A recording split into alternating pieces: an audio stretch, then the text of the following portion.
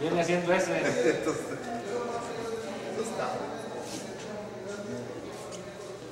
Ándale, apúntate.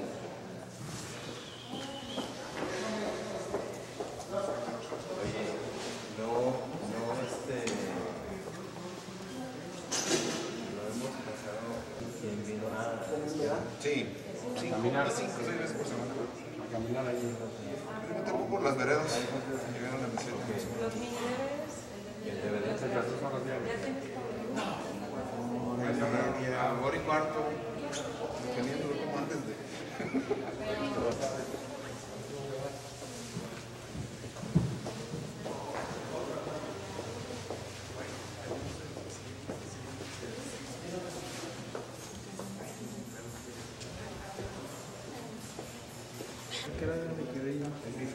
Sí saben de la cátedra Luis Barragán, ¿verdad? Sí, la vamos inclusive a anunciar ahorita. Sí, claro, estamos listos. Va a estar muy bien. Y tenemos una imagen para mostrarla. para invitar a todo el mundo a asistir. Incluso si desean, pues pueden.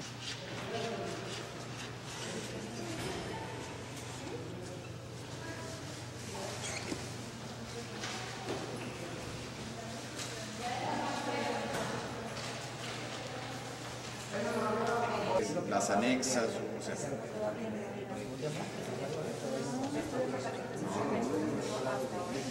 A lo mejor está Consuelo Villanueva. Otro concepto, pues. Sí, que ya la planta funcional y los volúmenes. Y la otra, que para arriba los quite en el terreno. Ah, en el terreno. ¿Por qué en el terreno?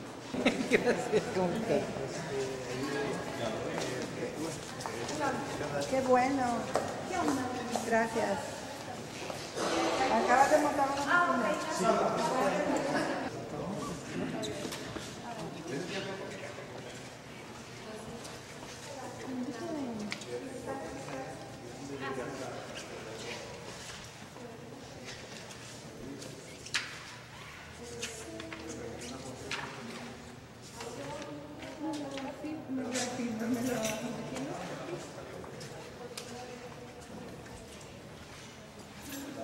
Mas contínuo. E, portanto, o segundo arquiteto da Faculdade de Filologia faz um edifício autónomo. O terceiro que me é entregue, Faculdade de Jornalismo, muito naturalmente eu tinha uma ponta para iniciar o projeto, no início de um percurso que era ligado também ao mesmo plano. E é isso que explica que se tenha feito esta frente na mesma direção, no mesmo plano do edifício anterior e bastante próximo, que se tenha reutilizado a ideia dos pátios. Mas neste caso o pátio já é aberto para um dos lados. Há aqui uma rua, há aqui uma rua pedonal e uma rua em diagonal. E ao colocar este edifício sobre o terreno, em vez de se ter destruído plataformas feitas com muros em granito, muros bem construídos, eu procurei mantê-los. E uma escada que ligava as várias plataformas foi também mantida, esta que se vê aqui a nascença. E se verificarem a abertura destes pátios, produzindo volumes com uma certa autonomia, sensivelmente da mesma escala, a abertura destes pátios é um dos meios de conseguir essa ligação entre construções dispersas. Porque um edifício público de uma certa dimensão tem a obrigação de funcionar como núcleo organizador de um tecido feito sem objetivo.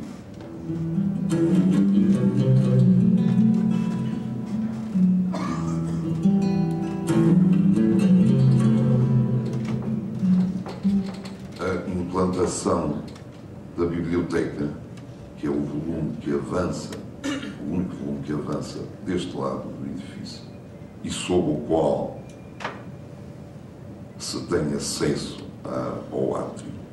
No fundo, a distribuição é feita assim. Uma grande galeria, entrada a meio, distribuição para os dois lados.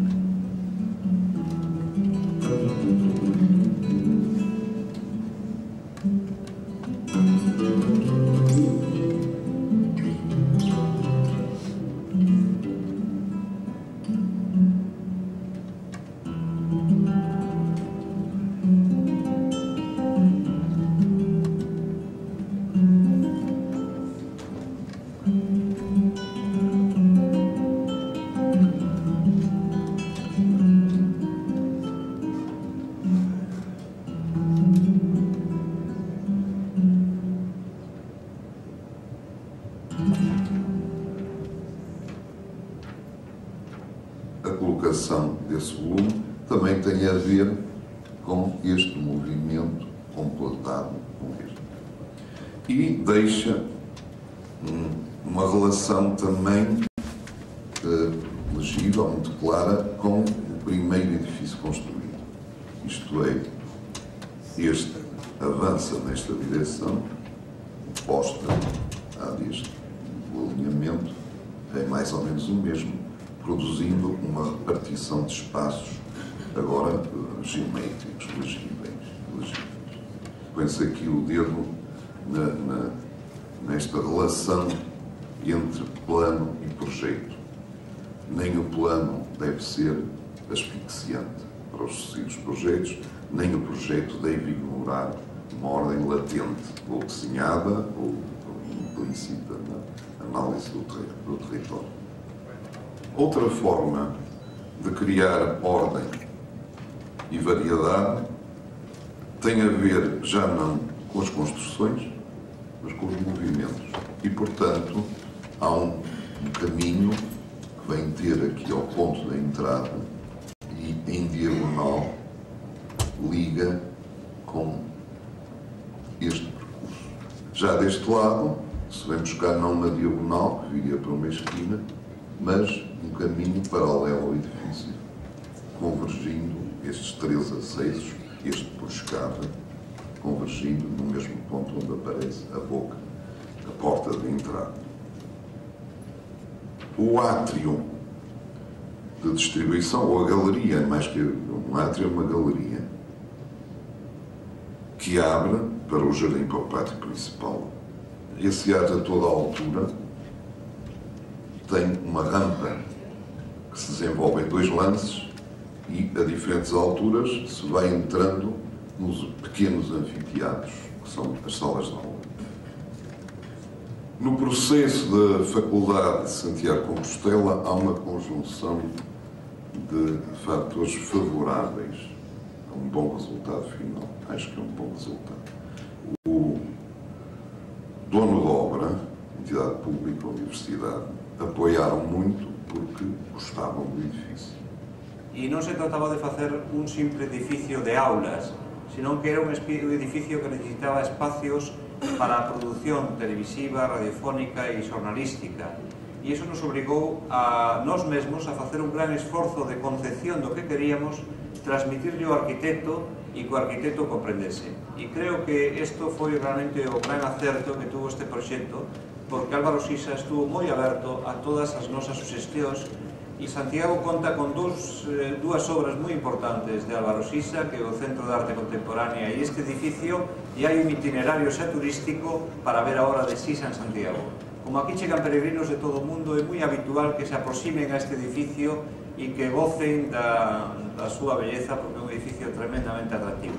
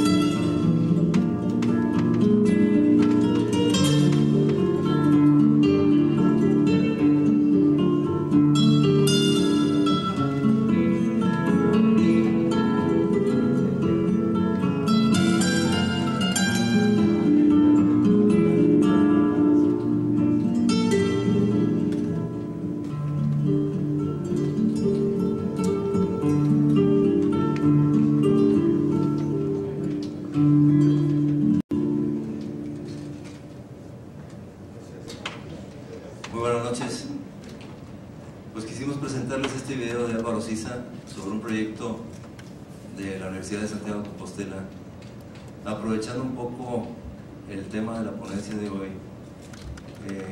donde se trata sobre regeneración de centros urbanos y cómo se puede integrar la arquitectura contemporánea con la arquitectura, vamos a decir, clásica.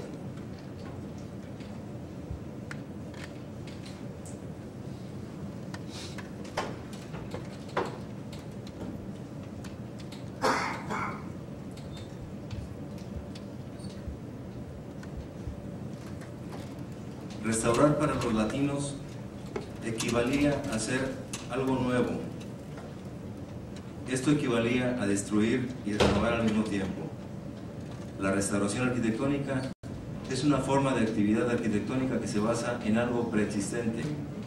Esto implica la necesidad de ser datable, es decir, temporalizable, asignación de un tiempo o una fecha histórica. Normalmente se caracterizará por la idea y la moda de la época. En una palabra, la restauración en general oscila entre el respeto y no respeto a los objetos de la que se debe aplicar.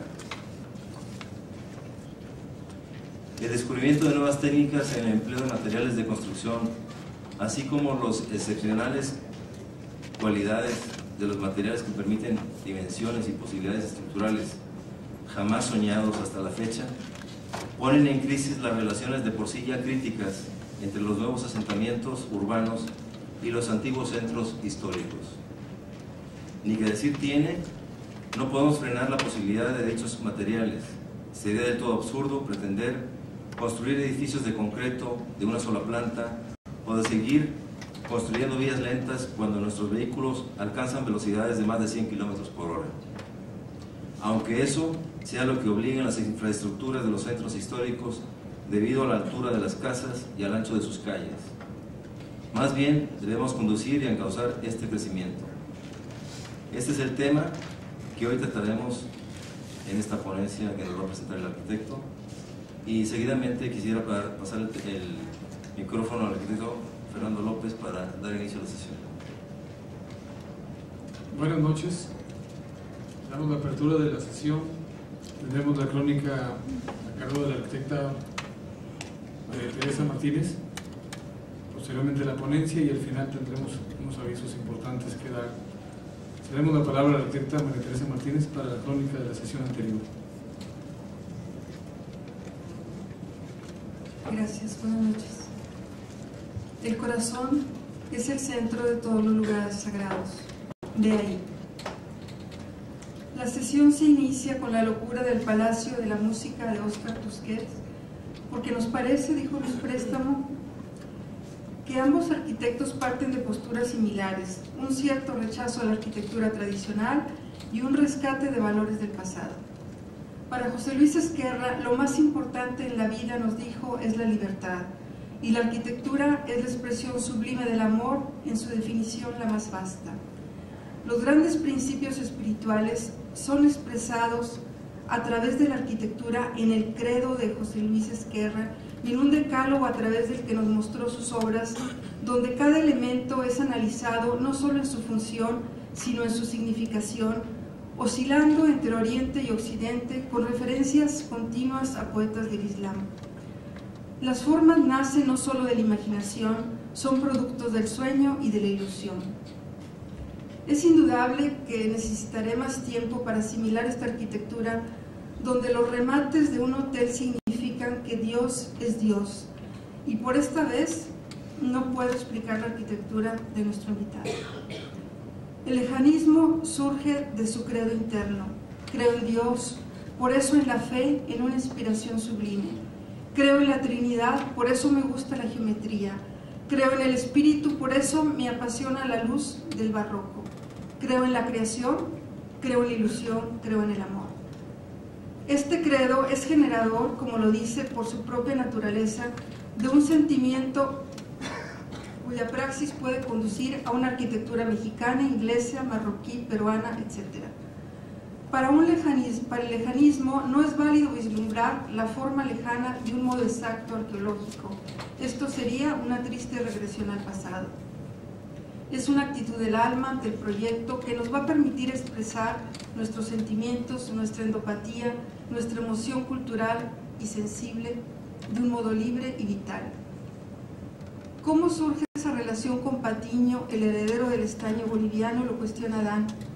Atenor Patiño era un hombre que tenía ilusiones, soñaba y lo empujaba a imaginar apóstoles cabalgando entre las torres de las hadas.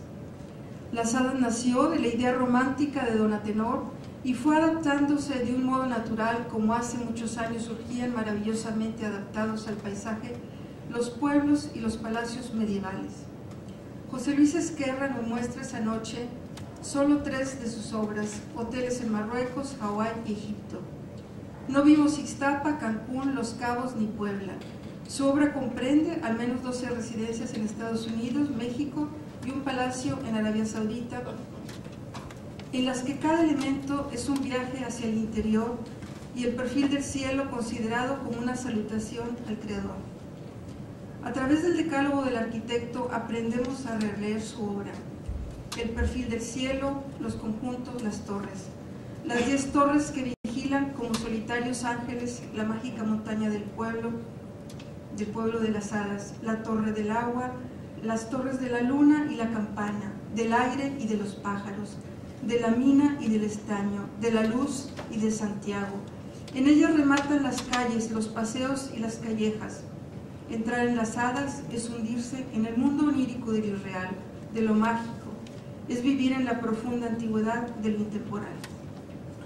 Las escaleras, sigurat, pirámides, sueños de Jacob, los techos los llama la fachada de la luna, del sol y del aire. Los caminos, el agua, el jardín, los patios y las puertas, marcas que limitan al mundo de un poema medieval, puertas que conducen a los infiernos y aquellas que cubiertas de luz abren los ángeles. Su diseño es intemporal, así lo califica Roberto Kenstein con la profundidad de su visión al mantener la integridad histórica como parte de su arquitectura. Gracias, José Luis Esquerra.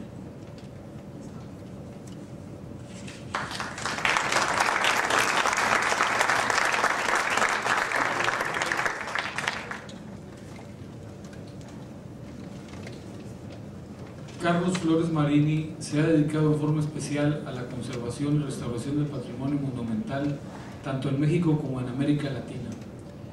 Es titulado en la Universidad Nacional Autónoma. Inició su vida profesional trabajando en la zona arqueológica de Cuicuilco, para posteriormente ocupar la jefatura de monumentos coloniales del Instituto Nacional de Antropología e Historia.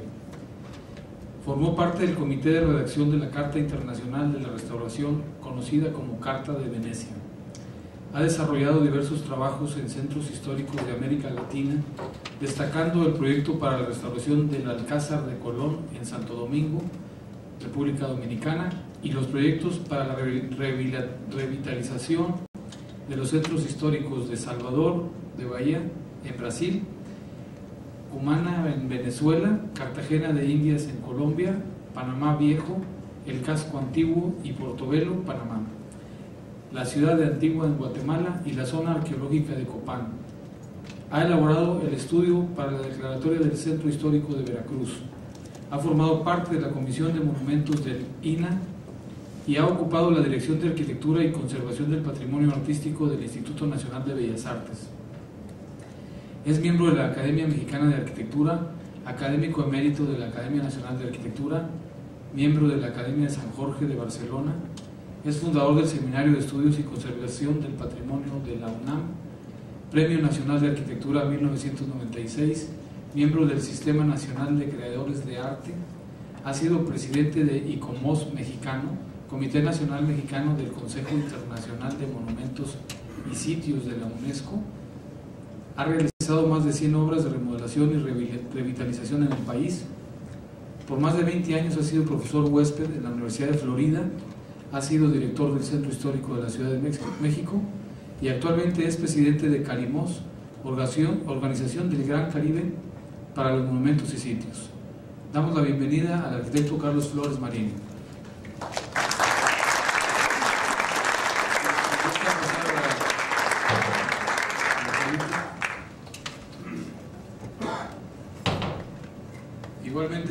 invitamos a los arquitectos Héctor Domínguez y Fernando Garza Treviño, se sirvan a pasar a acompañar al arquitecto, quienes surgirán como comentaristas.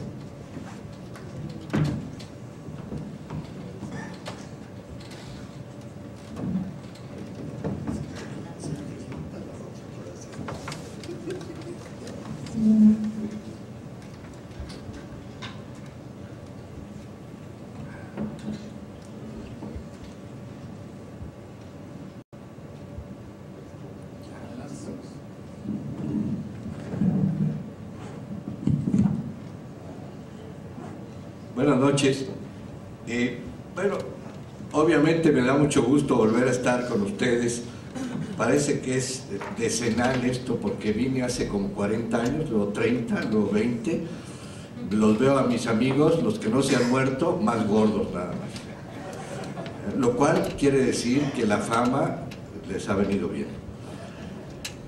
Hay dos cosas que yo quisiera decirles antes. Primero, todo lo del tema no tiene nada que ver con lo que yo dije que iba a tratar, entonces esto es otra cosa marciana de los arquitectos.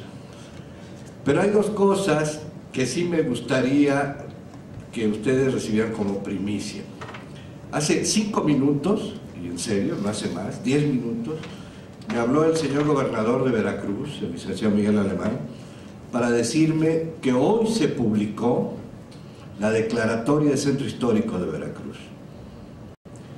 Esto quizás para ustedes no significa nada. Esta ha sido una reticencia del gobierno de México a reconocer que el centro histórico más importante de América es Veracruz. Por Veracruz ha entrado y salido la cultura de este país. México no existiría si no existiese Veracruz. Por causas, lógicamente, políticas, nunca se había designado el Centro Histórico de Veracruz con la definición oficial de Centro Histórico. Ya después les explicaré lo que hemos hecho en Carimosa, en el Caribe, para lograr que se declare Patrimonio Cultural de la Humanidad dentro del circuito del Caribe. Y otra cosa que me dio mucho gusto es ver a José Luis Esquerra. Cuando yo llegué a la Escuela de Arquitectura, Lilo Tempore, cuando pasé la escuela, había un cuate que estaba dibujando en el piso unas láminas gigantescas. Esto es cierto, unas láminas gigantescas. Yo estaba estudiando arqueología y soy de Chihuahua. Entonces imagínense un baturro como José Luis, con ese acento castizo, para una gente de Parral. Entonces este güero deslumbrante dibuja verdaderamente sensacional. Entonces estaba haciendo unas láminas porque el gobierno mexicano había dado su anuencia para que un grupo de arquitectos mexicanos encabezados por Agustín Piña Reinhofer, un excelente arquitecto, excelente dibujante, desgraciadamente ya fallecido, que fueron a Egipto para hacer trabajos para el rescate de la presa de Asuán. Cuando se iniciaron los trabajos rusos de la presa de Asuán, que por cierto ha sido un fracaso espantoso, se convocó a muchos países para que con estudiantes y arquitectos fueran, y lógicamente todos estos trabajos redundasen en que al país le dieran pues algunas de estas piedras milenarias, ¿no? Si a ustedes han ido a España o a Nueva York y a otros países, ven ustedes algunos de los monumentos que los egipcios regalaron. Este país maravilloso que tenemos, surrealista totalmente, cuando regresaron los arquitectos mexicanos y le dijeron al gobierno de México, era un ilustre personaje de una cultura universal que se llamaba Díaz Ordaz. Entonces dijo que había que traer las piedras. Entonces Díaz Ordaz, que era el presidente de México, ¿para qué pedimos esas piedras viejas? Y no las admitimos. Somos el único país que trabajó en el rescate de la presa de Asuán que no tiene piedras, o sea, monumentos de los que Egipto cedió a estos países que colaboraron en el rescate, porque este ilustre presidente de México dijo que ¿para qué queríamos piedras viejas? Y no las admitimos. Entonces, por ahí saquen ustedes lo que es esta problemática tan especial que vivimos en un país como el nuestro. Pero bueno, estas anécdotas vendrían a cuento de que para qué les vengo a hablar a ustedes de monumentos en una ciudad nueva. O sea, Monterrey es la modernidad, pero no es más moderno que Cancún, les quiero decir. Y en este momento estamos haciendo el estudio para preservar todos los edificios de 1970 con que se fundó Cancún. A pesar del presidente municipal, que ya lo han visto en el periódico, ¿no? Le dicen el Chacho, y parece verdaderamente como un clown de circo. Pero bueno, se va a ir el señor. Lo importante, ¿por qué? Porque la trascendencia de la arquitectura y la velocidad con que la arquitectura cambia cada vez más hace necesario que tengamos un registro.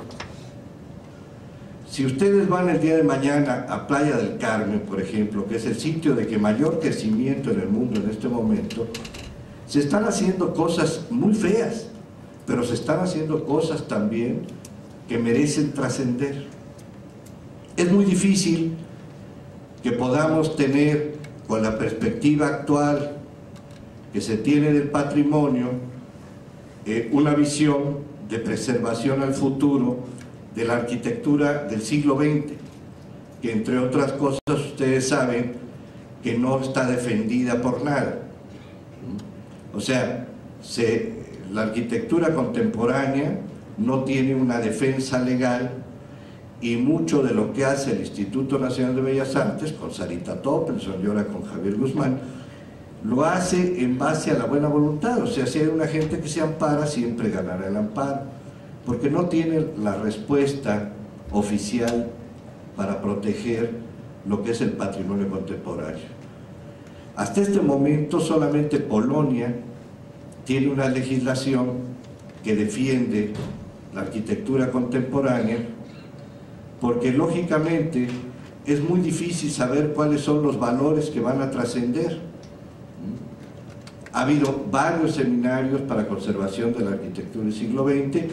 La UNESCO tiene un grupo de trabajo que se llama Docomomo para trabajar sobre el siglo XX, pero lo importante es que nosotros con la Escuela de Arquitectura de La Salle de Cancún estamos tratando de proteger lo que hemos delimitado como el área de fundación de Cancún y Puerto Morelos, que es un pueblo de pescadores a 30 kilómetros de Cancún.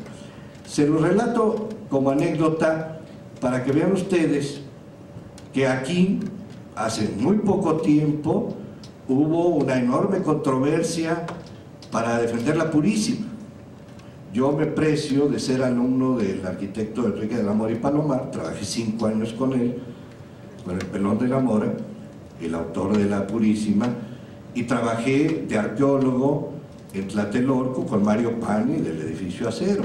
O sea, este tipo de cosas tienen en un principio que tomarse con otra perspectiva a la que se toman los conjuntos que siempre históricamente ha tenido México desde la época prehispánica. Entonces decir, bueno, pues sí, efectivamente México es un lugar que tiene un enorme patrimonio histórico, pero nosotros en Monterrey pues no tenemos nada.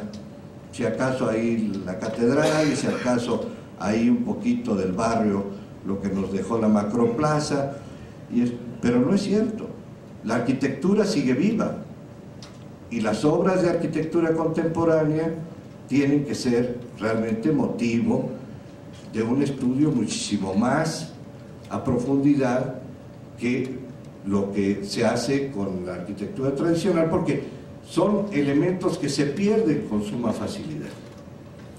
El tema que yo les iba a tratar, como les decía, creo que ahí hay una confusión, no vengo a hablar de revitalización, sino de un nuevo concepto que se ha manejado ahora, para tener una visión más integral del patrimonio que se llama los itinerarios culturales, las rutas de la cultura. Desde 1964, cuando hicimos la Carta de Venecia, el concepto de conservación ha evolucionado obviamente muchísimo. Si ustedes piensan de 64 ahora pensarán que soy Dorian Gray, algo hay de eso. Pero evidentemente yo era simplemente el amanuense, me tocó de chiripazo porque yo era alumno de Roberto Pani y Piero Gazzola, que eran los que realmente inspiraron la Carta de Venecia. Yo era estudiante en la facultad de la Universidad de Roma y por eso me permitió estar con este grupo de gentes del que solamente quedamos 3 sobrevivientes ahora. ¿Cuál es lo importante de esto? Que la visión de cómo tenemos que abordar el patrimonio ha cambiado literalmente. Ha cambiado en el aspecto, primero, de que hemos dejado de hablar de monumentos, porque las obras monumentales evidentemente no son las de gran tamaño, o sea, una escultura de Tanagra o de Jaina tiene la misma monumentalidad que puede tener la Catedral de México o cualquiera de las catedrales, sino la visión que la gente tiene a cómo tiene que abordar la conservación de estos elementos, lo que nosotros llamamos los hitos de la cultura, los focos de polaridad de la cultura, que son elementos que tienen que estar en total armonía con la gente que los vive. Esta es una de las cosas que hemos visto que ha tenido una enorme aceptación ahora que estamos trabajando en el Centro Histórico de la Ciudad de México. Hemos perdido batallas, pero cada vez que a la gente se le comenta, se le hace participar, la gente siente que tiene igual interés una casa que a lo mejor hace 15, 20 años no tenía ninguna importancia dentro de la trama urbana de la ciudad, a como la tiene hoy día. Y esto la UNESCO lo ha revertido a llamarlo las rutas culturales. En la actualidad existen 2 rutas culturales ya reconocidas y con el reconocimiento de Patrimonio Cultural de la Humanidad, que es el Camino de Santiago, que venía muy bien con esto de Álvaro Sisa, que hablaba de la parte de la Universidad de Santiago de Compostela, obviamente la parte moderna de Santiago, y donde culmina el Camino de Santiago, que tiene 2 puntos de entrada en la frontera de Francia y que a través de todo el norte de España llega a Santiago de Compostela, donde estaba el punto culminante de la adoración del sepulcro del apóstol Santiago. Desde el siglo XI ha habido un enorme flujo y reflujo de visitantes como los que se dan en la Basílica de Guadalupe. O sea, ellos presumen mucho de que tienen 1.700.000 peregrinos al año. Nosotros del 8 al 12 de diciembre tenemos 4 millones de peregrinos que van de todas partes del país a la Basílica de Guadalupe. Algunos creen más, otros creen menos. Yo me la eché como 20 veces, no porque crean que soy muy religioso, sino que mi mamá me traía frito, ¿verdad? Y entonces decía, órale, todos los hijos, y ahí nos vamos caminando a la Basílica, renegando a las 4 de la mañana. Mi papá también nos fregaba, él no iba. Como buen papá mexicano, nomás fregaba, pero no iba. Entonces, claro, esto es un camino de Santiago, pero un camino magnificado, ¿no? Entonces, el Camino de Santiago es el primero que se reconoce como ruta cultural por la UNESCO. El segundo es lo que se llama la ruta del volcán Popocatépetl. Se los paso porque yo estoy encargado del proyecto. Este viernes, el día 4, damos a conocer nacionalmente el programa para revitalizar los poblados de las 14 poblaciones que están declaradas por la UNESCO Patrimonio Cultural de la Humanidad desde hace 10 años. En realidad están declarados los conventos del siglo XVI. Eso no tiene ninguna vuelta de hoja. Sin embargo, lo importante es que a través de esta situación particular de los conventos, nosotros procedamos a que se incentive una ruta cultural que beneficie a los habitantes social y económicamente. Son pueblos con una economía muy magra, que sin embargo tienen en sus alrededores el asentamiento turístico más fuerte del país. Hay más de 1,5 millones de casas en el Valle de Cuernavaca. ¿Cómo es posible que 4 millones de personas, la mayoría que viven en la Ciudad de México, no sepan de la existencia? En las primeras encuestas que hemos hecho, el 17% sabe que existe un convento del siglo XVI, el 17%.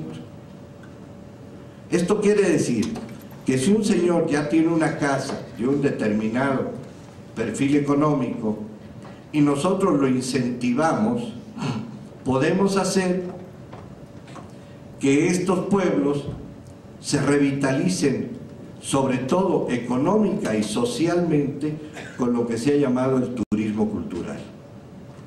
Hay una enorme vocación de algunos aspectos, por ejemplo la gastronomía en Tlayacapan, uno de estos pueblos, la famosa cecina de Yecapistla, que por cierto pasa esta cosa muy curiosa, como los sombreros de Panamá que se hacen en Campeche, y como otras cosas, como la cajeta de Celaya que se hace en San Luis Potosí, ¿verdad? No en Celaya, pero bueno, la cecina de Yecapistla es famosísima.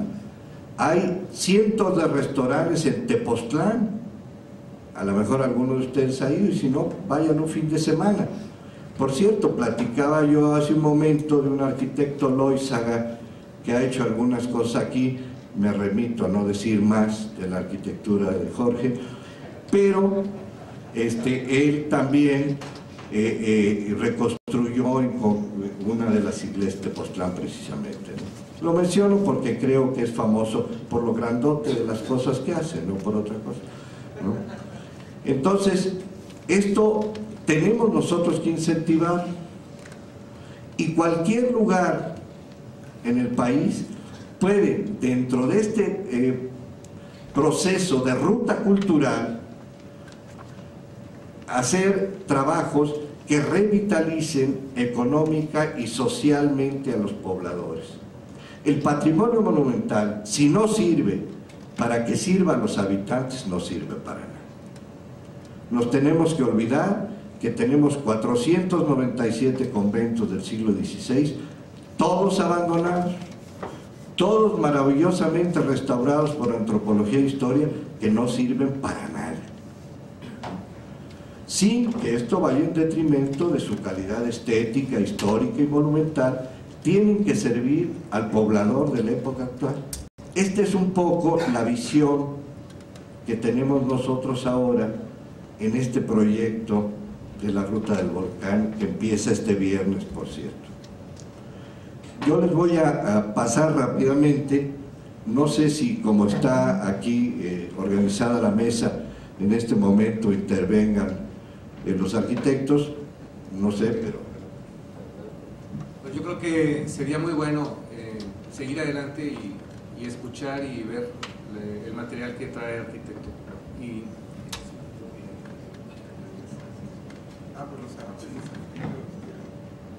se siente aquí. Pobre de los artilleses.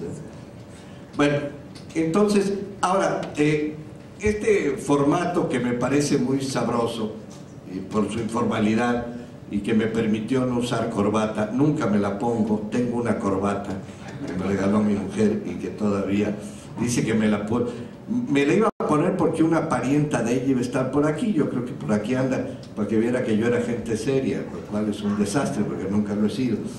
Bueno, yo les voy a mostrar, obviamente, a vuelo de pájaro y en una visión muy panorámica, en qué consiste el Camino de Santiago. En primer lugar, hay que tomar en cuenta, no sé si alguno de ustedes ha recorrido el camino, o bueno, en algún momento se ha tenido contacto con él. Ahora se puede hacer, yo les quiero decir que hace 34 años lo hice a pie, desde Roncesvalles, desde la frontera de Francia, hasta Santiago de Compostela, 3 meses y medio, cuando yo todavía creía que podía llegar a ser campeón olímpico, ¿verdad? Pero sí me lo eché con un grupo de amigos. Pero ahora lo hacen en bicicleta, caminando por etapas, pero realmente es uno de los grandes logros. Les quiero decir que hace 10 días tuve la fortuna de estar en la inauguración del año Jacobeo, en que se inauguraron los trabajos de revitalización de todo el Camino de Santiago por sus diferentes ramas que tiene. Lo que es muy importante que veamos es que no importa el tamaño del poblado, existe una conciencia de conservación. Si ustedes ven aquí, evidentemente toda esta conformación urbano-rural de este pueblo está magnificada pues, por la iglesia románica, pero fíjense ustedes cómo en cualquier plano que se ve existe un respeto a la armonía de la imagen, ¿no? Que es una de las cosas que a nosotros más nos falla. O sea, muchas veces defendemos, yo veía, con todo respeto lo digo, ¿no?, que de repente ahora cuando yo caminaba hacía 10 años o más que no venía, el perfil de los cerros de aquí, de repente es intrusionado por una serie de edificios que a lo mejor en sí mismos están muy bien, pero que rompen el perfil que hubiera sido realmente muy agradable, que el perfil de la montaña no hubiera sido violentado por esta arquitectura. A lo mejor estoy diciendo una estupidez, y si me dicen que es cierto también lo acepto. La siguiente. Entonces fíjense ustedes que no importa el tamaño del pueblo, no importa la dimensión, porque si ustedes toman este edificio de arquitectura vernácula, aquí de repente se confunde y no es tema de hoy, que digamos cuál es la diferencia entre arquitectura vernácula y arquitectura popular. Vean ustedes que si ustedes quieren integrarse a esto, tienen que hacer una cosa que lleve a esta armonía. Ahorita me estaba acordando de algo que se los menciono porque es en México. O sea, ustedes saben que la segunda economía del país es la que nos dan los braceros, ustedes saben mucho de eso. 13,000 millones de dólares al año. Bueno, pues hay un pueblo en la sierra de Oaxaca que se llama Yucunama, que si algún día se pierden y caen por ahí, está llegando a donde está la ruta de los conventos, o sea, yendo de México a Oaxaca, ustedes llegan a un lugar que dice, hay un letrero, la ruta de los conventos, Pareja, Coixtlahuaca, Yanguitlán y Tepozcolula, y hay un letrerito chiquitito que dice Ayucunama, 9 kilómetros. Es subiendo la sierra, una carretera de terracería. Cuando uno llega, verdaderamente es como entrar en otro mundo. Estas gentes se dieron cuenta en 1972 que todos se habían ido a vivir a Chicago fundamentalmente y a Boston. Y entonces se organizaron en el grupo de usos y costumbres y decidieron que toda la gente que quería hacerse una casa nueva en Yucunama la tenía que hacer afuera, dejando un espacio verde. Fíjense nomás, recuerden nuestras clases del famoso Green Belt inglés y todo esto, pero que la casa antigua la tenían que restaurar. Empezaron en 1977, nunca los descubrió antropología, si no se los jode. No, gracias a Dios no apareció antropología, ni ningún arquitecto, que hubiera sido peor. Pues han hecho una verdadera maravilla. Han restaurado todo el pueblo, a lo mejor el verde y el azul no es los que aprueban antropología y no les gusta. Han restaurado el convento del siglo XVI con sus capillas pozas, han restaurado la parroquia, han restaurado el kiosco, han empedrado totalmente las calles, y ahora el orgullo de las gentes de Yucunama, no sé si llamarán yucunamenses o algo así, es que cuando vienen con sus amigos gringos, los hospedan en la parte antigua de la ciudad. Y ahí los meten y han restaurado todo el pueblo maravillosamente, sin que nadie se los dijera cómo. Y la nueva arquitectura afuera, ya saben cómo es, verdaderamente espantosa, ¿no? Los nuevos ricos, porque hay gente ya de bastante dinero, que han hecho, sobre todo con panaderías en Chicago, y ahí ven ustedes esto mismo. O sea, el pueblo antiguo perfectamente bien conservado, que es el orgullo de las gentes que ahora viven en Chicago y en Boston. La siguiente. Vean ustedes todo, inclusive el terraceado con el castillo en la parte. Estos son pueblos perdidos que uno va recorriendo en el camino de Santiago, que aparentemente no tiene ninguna importancia, pero tiene una belleza verdaderamente sensacional desde el punto de vista estético. Y lógicamente aquí han empezado a surgir una serie de hostalitos y de pequeños restaurantes y todo esto, como muchas veces lo vemos ahora, veremos en la ruta del volcán más adelante. La siguiente. La siguiente, por favor. Claro, de repente nos encontramos ya con las grandes catedrales góticas tardías. Y aquí está un poco la explicación de por qué hicimos gótico nosotros. Bueno, no gótico, elementos góticos, como vamos a ver más adelante en Yecapistla. León y Burgos ingresaron tarde a la arquitectura de la época gótica. O sea, si estaban haciendo gótico en Europa en el siglo XI, en el siglo XII, esto se estaba haciendo contemporáneo casi al descubrimiento de América. La siguiente. Entonces, claro, empezamos a ver, esta es una reunión del ICOMOS, por cierto, elementos muchas veces de estilos anteriores con elementos que se van integrando ya con lo que hemos llamado el rebote cultural americano, el estilo plateresco. El estilo plateresco es un estilo que nace de la riqueza americana. La siguiente. Y claro, elementos como este, no sé si a alguien le suena conocido, es Gaudí, Palacio. Y se los dejé porque hemos estado hablando ahora de la posibilidad de traer la exposición de Gaudí a Monterrey.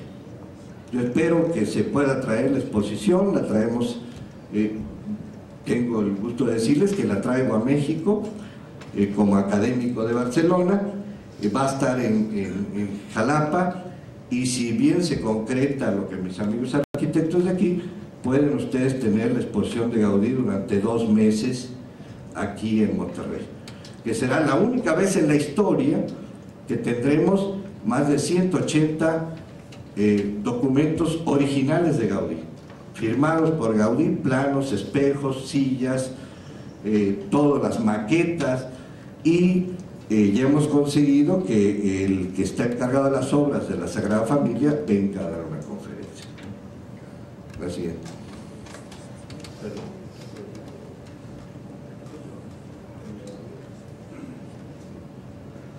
Bueno, algo que tenía que ver evidentemente es cómo empezó a aprovechar España su turismo cultural. Manuel Fraga, nada menos que todavía el presidente de toda la Comuna Gallega, se inventó en 1962 los paradores turísticos. Desde luego, uno de los más importantes es el Hostal de los Reyes Católicos. Me imagino que muchos de ustedes se la conocerán, pero es importante porque es este nuevo enfoque del patrimonio de utilizarlo con un fin de turismo cultural. Ahora inclusive nosotros en México, ya en este gobierno, hay una oficina de turismo cultural. O sea, para dar este uso racional a los monumentos. La siguiente. Aquí ven ustedes la portada plateresca. La siguiente. Otro elemento muy importante es las relaciones con América. Esta es la parroquia de Logroño, que si ustedes se fijan bien, y después recordemos las torres de Santiago de Compostela, pero si ustedes se fijan en esta parte, ¿ve? Es una directa inspiración después de lo que hizo José Damián Ortiz de Castro en las torres de la Catedral de México. Lo importante es que el primer documento en el mundo donde un arquitecto habla de sismo es Ortiz de Castro, nativo de la Villa de Guadalupe, donde dice que las torres que él proyecta para la Catedral de México no se van a caer porque están calculadas contra sismo. Y la realidad es que no les ha pasado nada. Es el primer documento. Esta es la parroquia de Santa María de Logroño, donde vemos que se inspira y supera obviamente José Damián Ortiz de Castro esto. La siguiente. Vean ustedes el detalle del interior, muy parecido a lo que después haría Jerónimo de Balbás en otras partes de España. La siguiente. Ahora, es muy importante algo que nos relaciona directamente con ellos, que son los claustros. Los claustros, como este que vemos aquí, son una repetición del mismo programa que nosotros vamos a ver en nuestros conventos del siglo XVI. La siguiente. Evidentemente, estos claustros que son románicos no tienen estos capiteles, no tienen estas haces de columnillas, no tienen esto, pero el sentido es exactamente el mismo. El sentido es exactamente el mismo. La siguiente. Esto es un momento culminante en que se llevó a cabo la ceremonia de los 1000 años de la lengua española en España. O sea, se hizo en San Millán de la Cogolla, en el Camino de Santiago, un evento en que confluyeron una serie de personalidades. Este señor que está aquí atrás, nada menos que es Antonio Bonet Correa, el historiador que más sabe de arte hispanoamericano.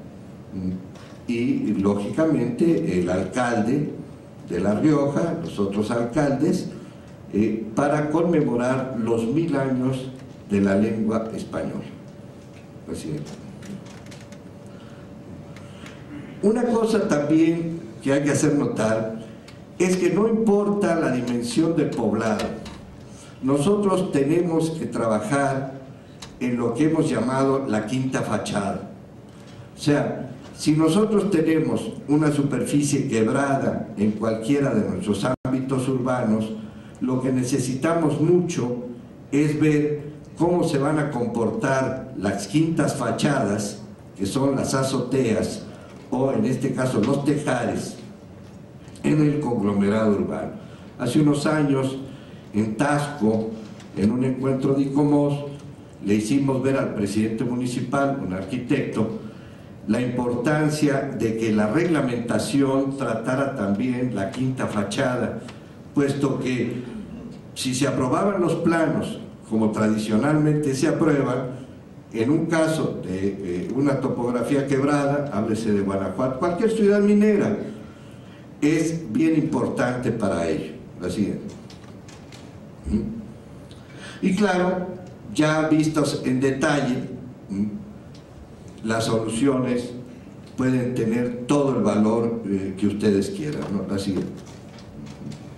No me quiero adentrar, este es el monasterio de las Huelgas en Burgos, el otro era la catedral, pero sobre todo para que veamos lo que nos interesa ahora es cómo la arquitectura histórica trabaja los volúmenes y cómo la nueva arquitectura tiene que tomar en cuenta estas relaciones de volúmenes. Así. Una de las cosas, por ejemplo, que nosotros vemos es estas fuentes de inspiración de la arquitectura gótico tardía en España a la arquitectura neogótica mexicana, ¿no?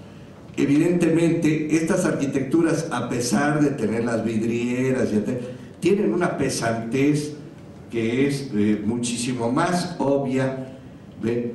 Y que algo la separa de la arquitectura gótica de los siglos XI y XII o del siglo X, y esto lo capta muy bien cuando nosotros hacemos este tipo de arquitectura. Recuerden, por ejemplo, la parroquia de San Miguel Allende, que es el gótico pesante más divino que hay, ¿no? Que es muy inspirado en este mismo concepto. La siguiente. El viaje culmina, este enorme viaje, en una de las ciudades realmente paradigmas de España, que es Santiago de Compostela, ¿no? Santiago de Compostela es toda proporción guardada. Claro que ellos se enojan mucho cuando digo que es nuestro Zacatecas. Bueno, pues ok, al revés, Zacatecas se parece a Santiago de Compostela. Son ciudades en piedra, ciudades con una enorme dignidad. Zacatecas es con mucho nuestra ciudad mejor conservada. Así, aquí ven, la fachada del Obradoiro, y esto que también se ha identificado mucho con la arquitectura de las catedrales barrocas mexicanas, sobre todo Morelia. Había que pensar que Vicente Barroso de Escayola, quien trabaja en la catedral de Morelia, había trabajado en Santiago de Compostela, era lusitano, y que Galicia es pues prima hermana de Portugal. Así es. Y claro, me imagino que muchos de ustedes han ido al Portal de la Gloria y como buenos arquitectos se han dado sus trancazos en el coco ahí con el maestro Mateo.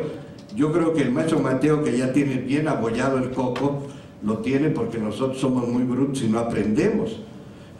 Pero una de las cosas, yo es la única tradición de los arquitectos que conozco.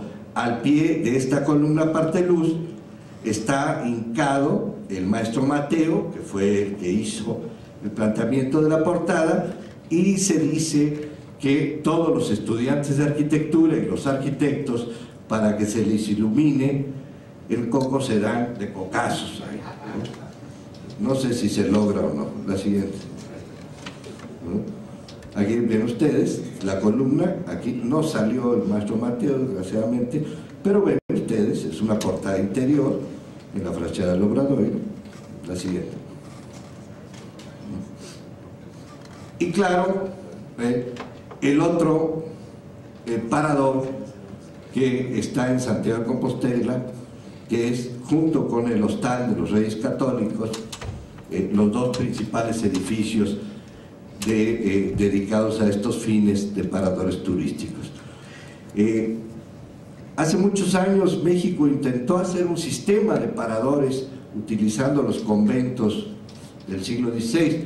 Nosotros entre 1521 y 1575 hicimos 497 conventos. Lógicamente, cuando se planteó utilizarlos, los gobernadores de los estados dijeron yo soy mano, y entonces el proyecto lógicamente no se hizo, porque se iban a despachar como el niño verde. La siguiente. Aquí ven ustedes la entrada al Hostal de los Reyes Católicos, una portada plateresca bellísima, y recordando que el plateresco es un estilo decorativo, no es arquitectónico, es un estilo decorativo, y tuvo su época de esplendor, que hay etapas posteriores, entre 1550 y 1600. ¿No? Adán ahí les puede platicar después más detalles de eso. Así es. Aquí el patio de la parte del hostal. La siguiente.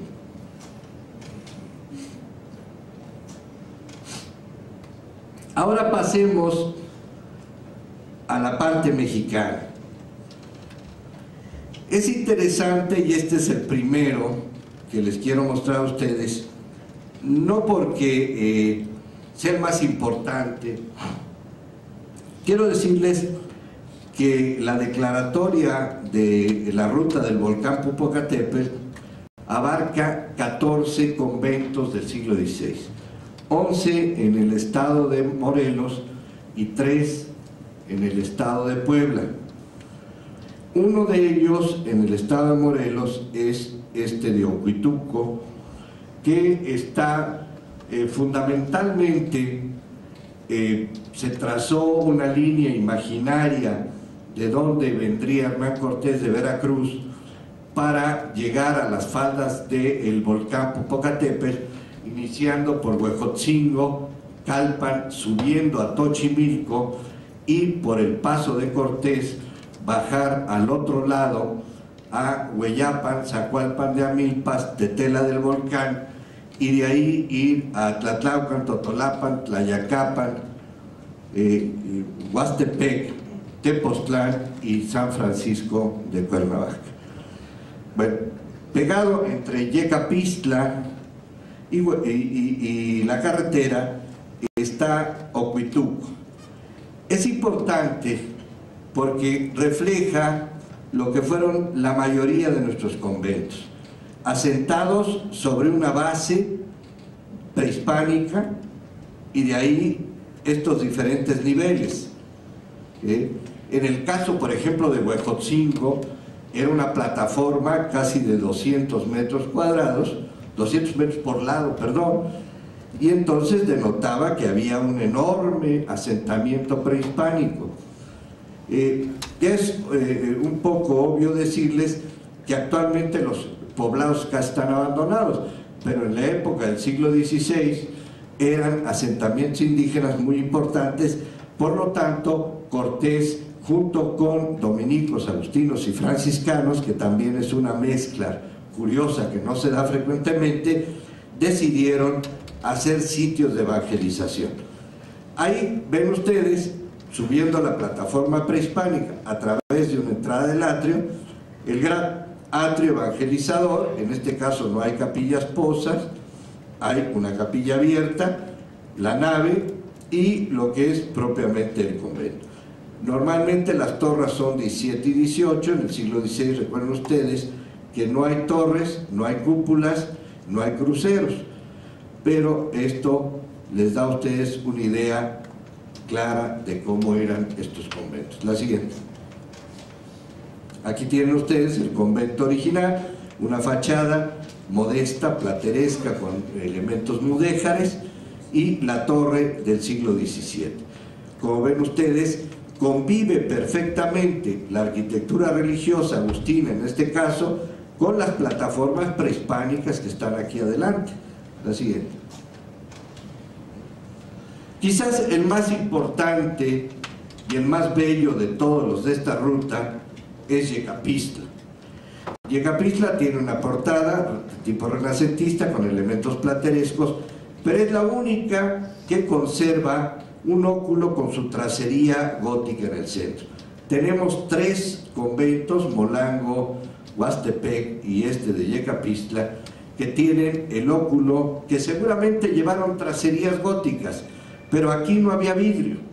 Entonces, por tanto, la tracería no tenía cristales, sino era un filtro para la luz al coro alto. Y un elemento de persistencia siempre unánime son las famosas almenas, que son un elemento militar utilizado con un espíritu totalmente decorativo, porque además el techo está por aquí abajo, la bóveda, o sea que de aquí a aquí hay como 3 metros, ¿no? Lo cual las hace totalmente imprácticas, ¿no? O sea, son elementos que presagian una presencia militar, pero que eran de tipo decorativo. La siguiente. Aquí ven ustedes la detalle, o sea, angelitos en las enjutas, en el tablamento también, elementos de corte renacentista, muy sobrias. Esta quizás es de las más ricas que existen ahí, la siguiente. Y vean esto, que es la tracería del óculo del coro, a diferencia de las grandes vidrieras góticas europeas, la siguiente. Y este púlpito, que es único en el mundo americano, es un púlpito totalmente gótico flamígero, que no tenemos más que este ejemplo en México, que denota la presencia de un sacerdote seguramente flamenco en todos procesos de construcción del templo. La siguiente. Otro de los edificios de la ruta sería Totolapan, la siguiente. Y fíjense ustedes cómo se empieza a mistificar esto, que es un problema en la conservación del patrimonio mexicano. Le hemos llamado el complejo de Walt Disney, ¿no? Pasa al anterior. O sea, fíjense ustedes cómo así estaban las iglesias, ¿no? A lo mejor efectivamente tenían señalado de sillares, la siguiente, pásalo, porque hay muchas iglesias, sobre todo en la región de Cáceres, en España, que tienen esto. Pero claro, una cosa es este elemento hecho en el siglo XVI y otra cosa es este elemento reconstruido en el siglo XX, en la que pierde totalmente fuerza la portada. Este complejo de Disney es uno de los mayores problemas que tiene la conservación del patrimonio, porque además se ve muy bonito. Entonces, cuando uno protesta porque ahora se están inventando un convento en Malinalco y se pelea con el director de antropología, que es etnólogo, entonces me dice: oiga, arquitecto, que no se vea toda mal. Pues, se ve como Epcot, ¿no? Como Epcot. Y ahí muere uno, ¿no? ¿Y para qué les digo Santo Domingo de Oaxaca, que hasta un premio internacional nos dieron, cuando es totalmente inventado? Bueno, no es cierto, de esto no venimos a hablar. Así es. Tlayacapan, que además es sensacional verdaderamente, es otro de estos conventos en esta misma ruta. La siguiente. Cuando uno ve esto es Huastepec, piensa que caray, que no lleguen los restauradores, ¿verdad? A ver, sí, hay que dejarlos así, porque los dejan tan nuevitos, y ahí me incluyo, que bueno, a lo mejor aquí había tracerías. Este es posterior, sabemos que este óculo es del 17 y que tenía vitrales, pero por cierto de ónix, pero este debió tener tracería. La siguiente. Y este, que es una verdadera maravilla, es una verdadera maravilla, es la portada lateral de la Catedral de Cuernavaca, con su Monte Calvario aquí arriba, preciosísimo. La siguiente. Y esto era el antiguo interior cuando llegó don Sergio Benzarcep. Entonces don Sergio llegó en 1950, esta es una decoración del 19, la siguiente.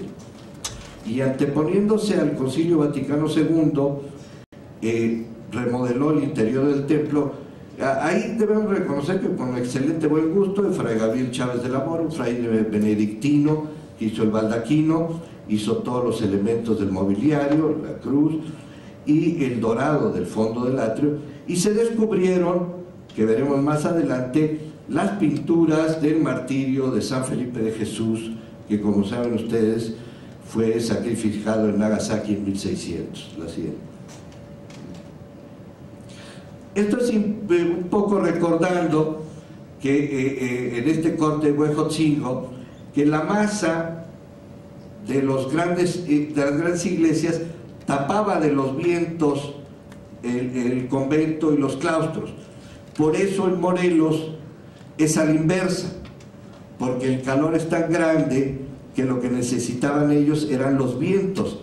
Entonces, contrario a la tradición, que siempre está al lado sur el convento y las dependencias, en Morelos los conventos están de este lado.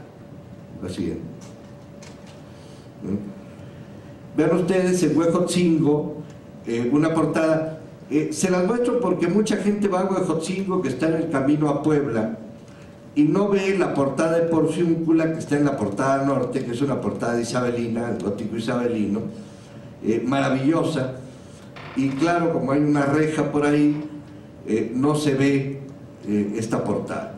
Recuerden que los conventos franciscanos siempre tienen una portada del lado norte que se llama la puerta de Porciúncula, y que se abría, o sea, tiene que estar cegada. Uno de los errores que hacemos es que tiramos el muro. No, el muro tiene que estar cegada para que en determinadas fechas eucarísticas se tire el muro y se ganen indulgencias a la gente que pasa por ahí y se vuelve a levantar el muro. Así es. Este es Calpan, otro de los conventos del estado de Puebla, con este ajimez precioso, ventana parte luz. Este es muy conocido sobre todo por sus capillas posas. La siguiente. Y Tochimilco, como ven ustedes, está muy remodeladito. Aquí se perdió todo el lenguaje y el mensaje religioso que tenía el púlpito al aire libre, que semejaba la bóveda celeste.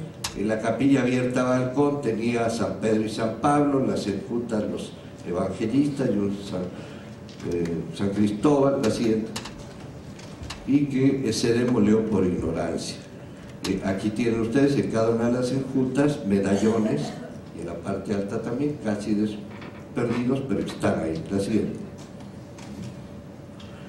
Igual, vean ustedes cómo los conventos del lado de Puebla son muy calados, muy tipo europeo, con esta proporción rectangular abajo y cuadrada arriba. La siguiente.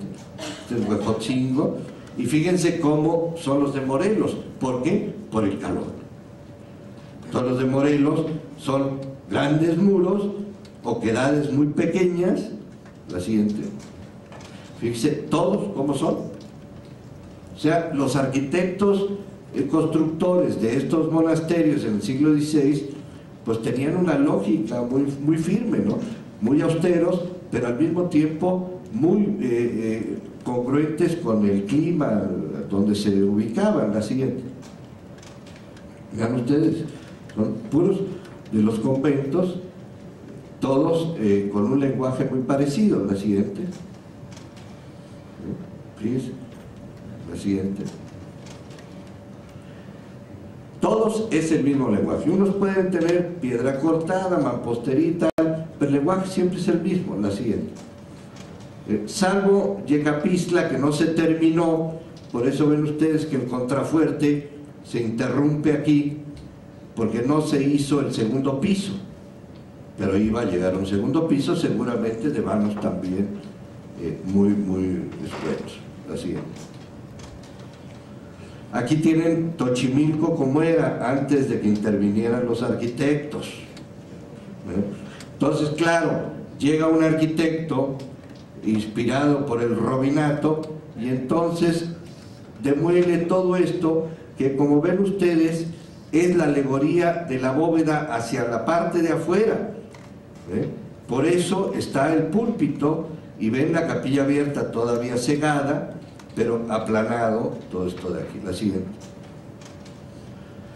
Y quizá lo que más distingue en el arte de esta ruta del volcán son las capillas posas. Estas son las de Calpa, que son sin lugar a dudas las capillas posas más bonitas de toda la Nueva España, con sus medallones platerescos. La siguiente. Aquí tienen otra, ¿ves? Con los evangelistas. y un cactus, aquí esto con una reminiscencia prehispánica arriba del chapitel, la siguiente. ¿Ven? Todas son parecidas, pero no son iguales. Recuerden que las capillas posas se ubican en las esquinas del atrio y tienen dos entradas, o sea, la procesión venía por esta entrada, por eso ven ustedes que la mesa del altar, la procesión se llevaba en sentido inverso a las manecillas del reloj y se posaba el Santísimo, porque como no estaban catequizados los indígenas no podían entrar a la iglesia, y entonces por eso la procesión se hacía en el atrio, en lo que se llama el camino procesional, que es este. Entonces entran aquí, se posa el Santísimo y de ahí se viene por el camino a la siguiente capilla posa, la siguiente. Aquí les da una idea más clara, es una de Huejotzingo, ahí viene el camino procesional con dos entradas, y ven ustedes las almenas, que en Europa son elemento militar, pues aquí obviamente son elementos de corte decorativo, la siguiente. Aquí tienen otra de Huejotzingo. Esto es muy curioso, ustedes notan que esto es liso, pero ven ahí que había medallones. En la Revolución se utilizó como cocina, entonces las soldaderas demolieron los elementos religiosos porque les daba pena que los santos las vieran. La siguiente. Aquí tienen otra, este es el Tepoztlán, la siguiente. Tlayacapan, algunas en estado ruinoso, la siguiente. Y el otro elemento que complementa las capillas posas es la capilla abierta. O sea, se daba una misa al aire libre, la más suntuosa de todas es la capilla del convento franciscano de Cuernavaca, o catedral, donde ven ustedes que el presbiterio, o sea, es propiamente una iglesia. Aquí había inclusive naves laterales y ahí estaban los españoles bajo cubierto y el pueblo en el parte abierta al frente. Así es. Aquí se ve la capilla abierta a balcón, muchas veces se hace en alto para permitir una mejor visibilidad. Esta es la de Tochimilco que les decía, está a 15 kilómetros del volcán de Don Goyo. Así es. Y aquí está el San Cristóbal, que ya es historia, porque antropología pensó que era moderno y se lo chutaron, igual que todo esto. Así es. Aquí es la capilla abierta de Cuernavaca, con el púlpito en la parte alta, para desde ahí tener todo la lectura y lógicamente ahora ya hay elementos y hay inclusive capillas en el atrio, pero había que pensar que esto estaba abierto en el siglo XVI. La siguiente. El último elemento que veremos sería la parte pictórica, de elementos muy variados. Por ejemplo, en Atlatlaucan existe una enorme influencia mudéjar. Recuerden que una de las cosas más curiosas es que el arte mudéjar se emparenta mucho con el arte prehispánico, porque ambas renuncian a la representación real de la figura humana. Entonces esto les convenía mucho a los frailes evangelizadores, porque era muy difícil explicarles el proceso del Calvario y la muerte de Cristo, ¿no? La siguiente. Ven ustedes, esta es una tracería totalmente mudéjar. Me pasó un detalle buenísimo en la parroquia de Pátzcuaro, esto es un hecho real, y perdonan la palabrota después, hay una tracería así, en la parroquia de Pátzcuaro iba a ser una catedral en el siglo XVI. Entonces, en uno de los viajes, iba yo con uno de los arquitectos que más conoce la arquitectura michoacana y en general Nueva España, que es Manuel González Galván. Estaba explicando y están los medallones, como ven ustedes aquí, iguales en la parroquia de Pátzcuaro.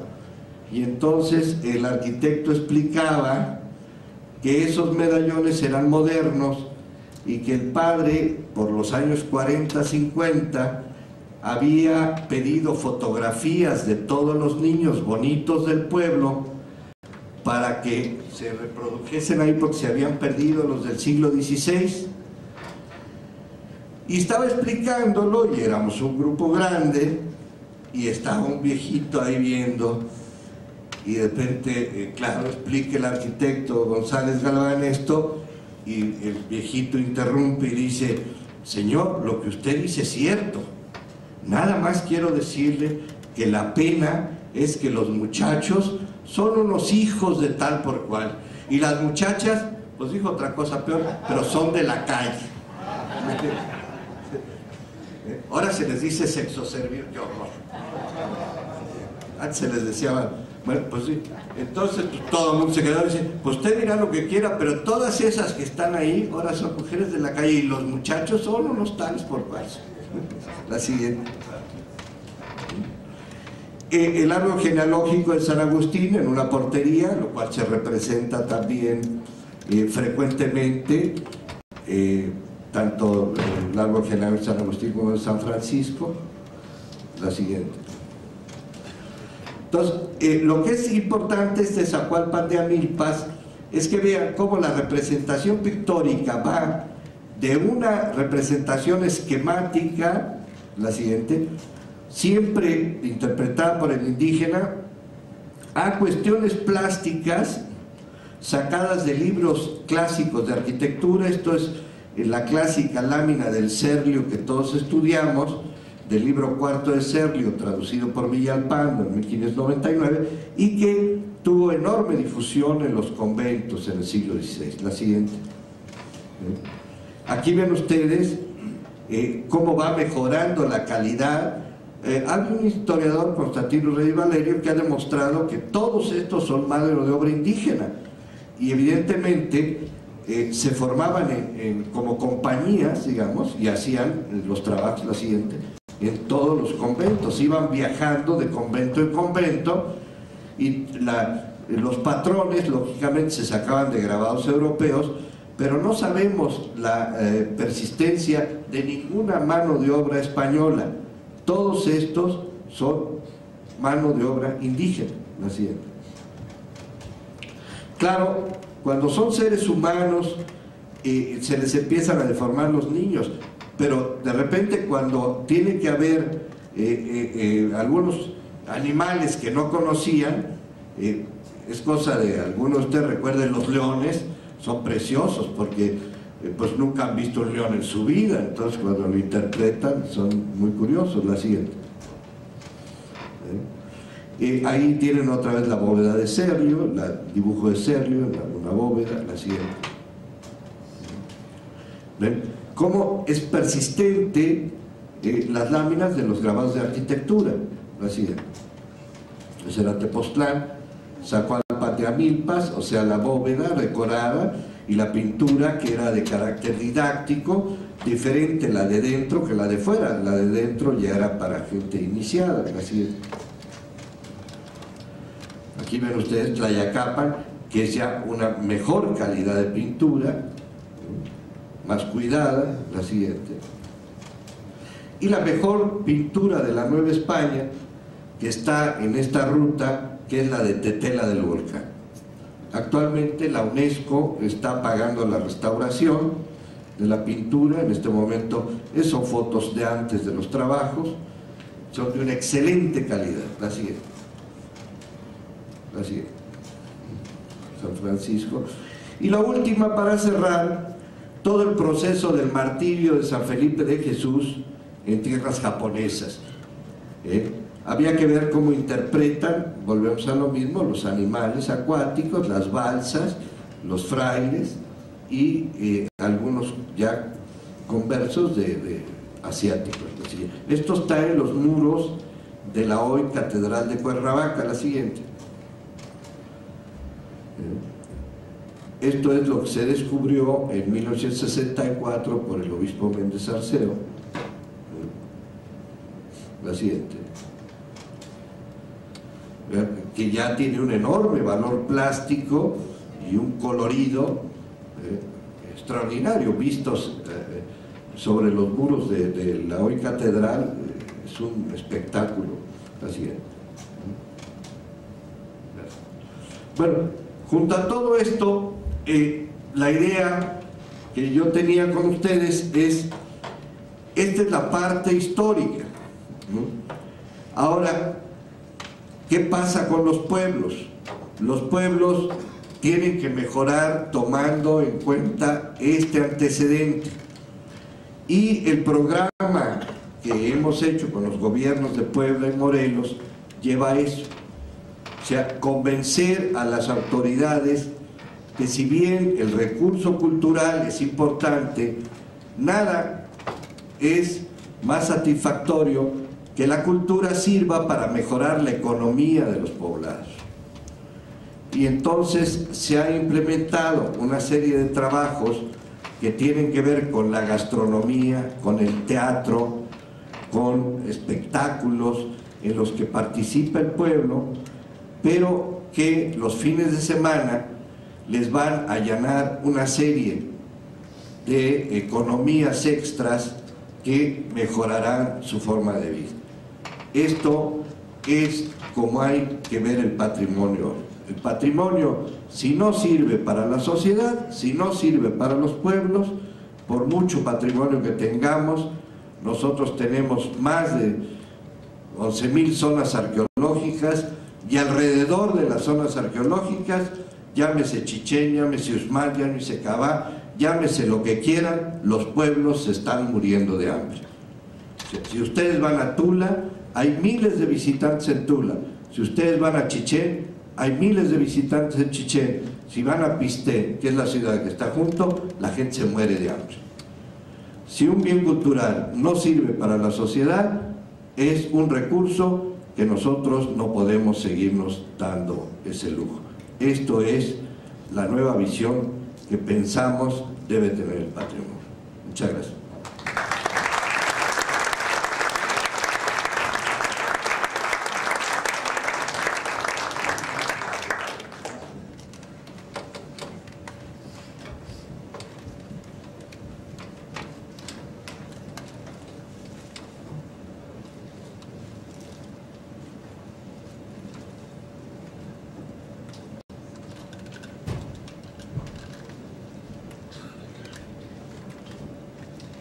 Bueno, este es el documento de trabajo que presentamos a las autoridades. Vamos a irnos nada más a la parte, como que había quedado con ella, de las fotoarreglos para no ver todo.